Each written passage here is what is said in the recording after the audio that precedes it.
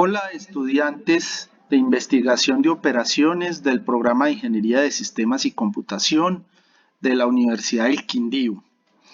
Este es el segundo video que vamos a ver sobre programación lineal, específicamente del método simples. Tengan muy en cuenta que terminando este video les va a quedar una tarea.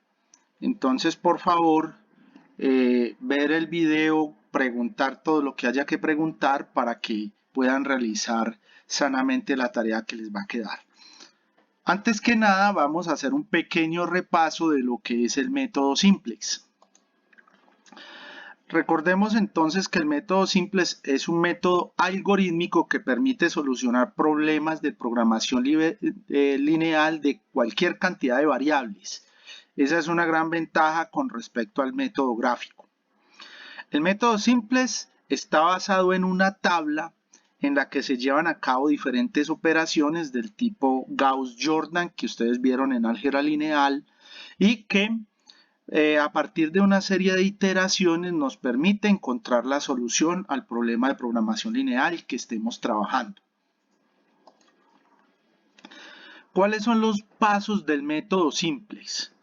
Entonces, un paso cero para poder arrancar es tener el modelo de programación lineal del problema que se va a resolver. Luego, ese modelo se convierte a forma estándar. Esto implica que vamos a agregar ya sea variables de holgura si tenemos restricciones del tipo menor o igual y o variables de excedente y a la vez artificiales en el caso de que tengamos restricciones mayor o igual. Cuando hayamos convertido el modelo a forma estándar, el siguiente paso es que vamos a generar una solución básica factible inicial. Eso implica tener unas variables básicas a las cuales les encontramos un valor y a las no básicas las arrancamos en cero. Con esta solución básica factible inicial construimos la tabla simples inicial. Y es aquí donde vamos a arrancar las respectivas iteraciones para encontrar la solución.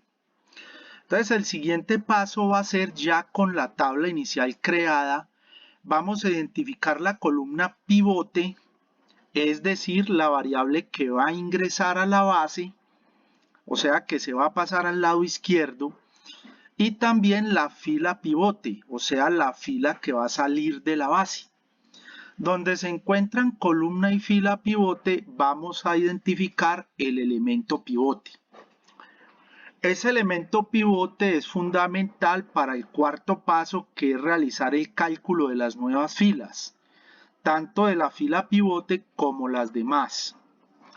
Recordemos que en el paso 3, para identificar la columna pivote, existen unos criterios si estoy maximizando y otros criterios si estoy minimizando.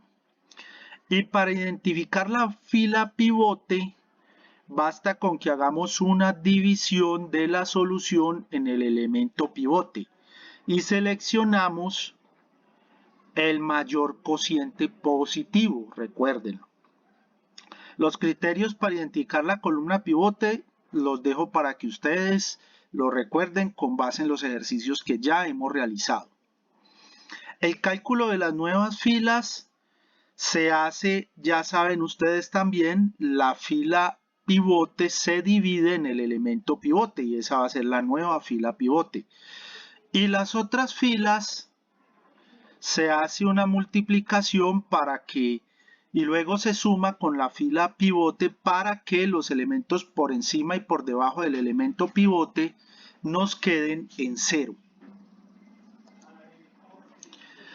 El quinto paso va a ser calcular la fila Z sub J, es decir, donde están las soluciones.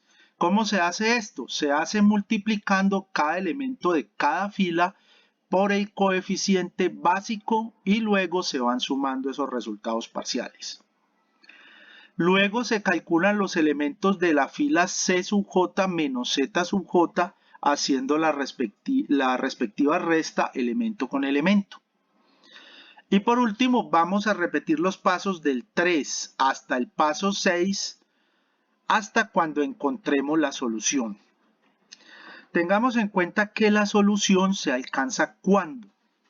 Primero, si estamos maximizando la fila Z sub J, la fila C sub J menos Z sub J tiene todos los elementos negativos o en cero. Si estamos minimizando, la fila C sub J menos Z sub J va a tener sus elementos positivos o en cero. Hasta ahí es lo que ya hemos hecho. Hemos hecho varios ejercicios, incluyendo maximización y minimización.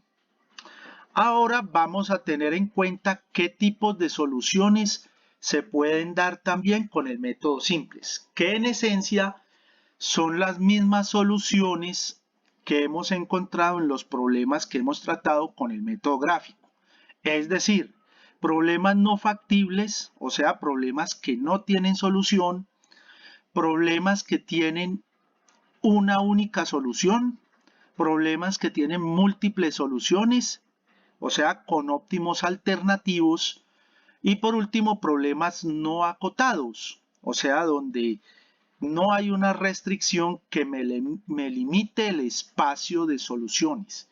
En otras palabras, un conjunto de restricciones que no me generan un área o una región factible. Miremos inicialmente los problemas sin solución desde la perspectiva del método simples, esto es, analizando las tablas. En los problemas sin solución, si llegamos a la tabla óptima y hay una o más variables artificiales, esto es, aquellas que se identifican con la variable A mayúscula, y esas variables están en la base, o sea, en la parte izquierda de la tabla, y tienen un valor diferente de 0, eso me está indicando que el problema no tiene solución, porque esa tabla no se puede interpretar ya que tiene variables artificiales con valores distintos de 0 como parte de la solución. En otras palabras, ahí se me está generando una incongruencia. Entonces volvamos a repetir. En la tabla final, si yo llego a la tabla óptima del método simplex y encuentro variables artificiales del lado izquierdo de la tabla, es decir, variables que hacen parte de la base, variables artificiales haciendo parte de la base, y tienen un valor diferente de 0, pues lo único que podemos decir ahí es que el problema no tiene solución, pues la tabla no se puede interpretar. Miremoslo aquí. Entonces vamos a suponer que esta es la tabla final de un ejercicio. Y observen que del lado izquierdo por aquí encontramos la variable artificial A2 con su coeficiente básico de 1000 y tiene una solución de 50. Nosotros no podemos interpretar esto porque estamos diciendo que una variable que es imaginaria, digámoslo en esos términos, está tomando un valor de solución. Eso no es posible desde el punto de vista lógico. Espero que haya quedado claro. Miremos ahora los problemas que tienen múltiples soluciones o varias soluciones, que también se denominan problemas con óptimos alternativos. Observen cuál es el criterio. Vamos a examinar la fila C sub J menos Z sub J de la tabla final. Si el valor de alguna de las variables no básicas es 0, esto nos está indicando que existe otra solución al problema. Vamos a mirarlo en la tabla. Entonces pensemos que esta es la tabla final de un ejercicio y nos encontramos con la variable S2, que es una variable no básica, porque X1, X2 y S1 son variables básicas.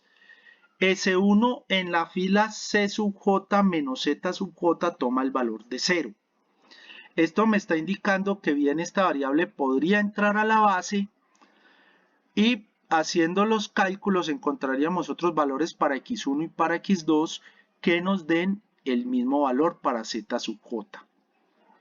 Entonces es una tabla que tengo una variable no básica con un z sub j menos z sub j en 0 nos está indicando que hay múltiples soluciones.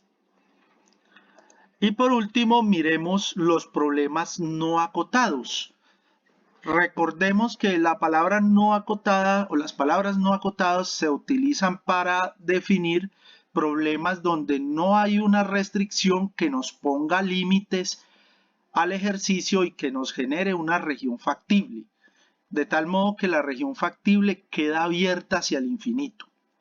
¿Cómo observamos esto en las tablas simples?